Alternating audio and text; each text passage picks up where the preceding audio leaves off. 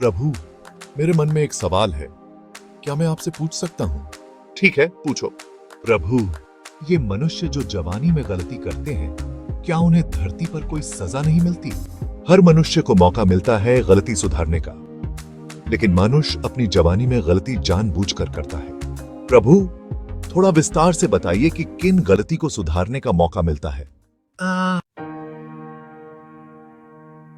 मैं तुम्हें रामलाल के जीवन के बारे में बताता हूं। तुम्हें समझ आ जाएगा मैं क्या कहना चाहता हूं। पृथ्वी पर गांव के बाहरी छोर पर बने एक बड़े लेकिन अब जर्जर हो चुके मकान में रामलाल और उनकी पत्नी सुशीला अकेले रहते थे। यह वही घर था जहां उन्होंने अपने 4 बेटों को पाला था। एक समय यह घर खुशियों और चहल पहल से भरा रहता था। रामलाल मेहनती किसान थे और सुशीला घर की देखभाल करते हुए बच्चों की परवरिश में दिन रात लगी रहती थीं। दोनों ने अपनी जवानी में कठिन परिश्रम करके बच्चों को पढ़ाया लिखाया। उनका सपना था कि उनके बेटे बड़े होकर उनकी देखभाल करेंगे और उनका बुढ़ापा आराम से बीतेगा। रामलाल और सुशीला ने अपने बच्चों के लिए हर सुख सुविधा जुटाई। रामलाल ने खेतों में दिन रात मेहनत की और सुशीला ने बच्चों को संस्कार सिखाए। बच्चों ने भी खूब मेहनत की और पढ़ाई में अच्छे नंबर लाए। घर में त्योहारों और खुशियों का माहौल बना रहता था। रामलाल अक्सर गांव में गर्व से कहते, मेरे बेटे बड़े होकर हमारा नाम रोशन करेंगे। समय बीता और चारों बेटे पढ़ाई पूरी कर शहर में नौकरी करने चले गए। रामलाल और सुशीला ने यह सोचकर उन्हें खुशी खुशी विदा किया कि अब उनका संघर्ष रंग लाएगा। बच्चों ने जल्दी ही बड़े बड़े पद हासिल किए और शहर में घर बसा लिया। शुरुआत में वे माता पिता से मिलने आते थे, पैसे भेजते थे और उनकी देखभाल का वादा करते थे, लेकिन धीरे धीरे यह सब कम होता गया। बेटों को अपने काम और परिवार में व्यस्तता का बहाना मिल गया। जब भी रामलाल फोन करते तो बेटों के पास वक्त नहीं होता। पिताजी, अभी मीटिंग में हूं, बाद में बात करूंगा। मां, बच्चों को स्कूल छोड़ने जा रहा हूं, फिर कभी बात करेंगे। रामलाल और सुशीला का मन टूटता गया।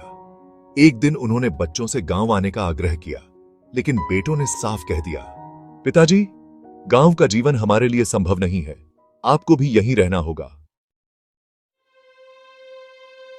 रामलाल और सुशीला के लिए यह जीवन बेहद कठिन हो गया। रामलाल के घुटनों में दर्द रहने लगा और सुशीला की आंखों की रोशनी कम हो गई। उनकी जमीन भी अब इतनी उपजाऊ नहीं थी। तंगहाली और बीमारी ने उनके जीवन को घेर लिया। कहीं हमसे ही तो गलती नहीं हुई? नहीं रामलाल, हमने अपना कर्तव्य पूरी निष्ठा से निभाया, पर शायद हमारे बच्चों ने अपने संस्कार भूल गए। उधर रामलाल के बेटे भी अपनी जिंदगी में संघर्ष कर रहे थे। उनकी नौकरी की व्यस्तता और अपने बच्चों की मांगों ने उन्हें परेशान कर रखा था।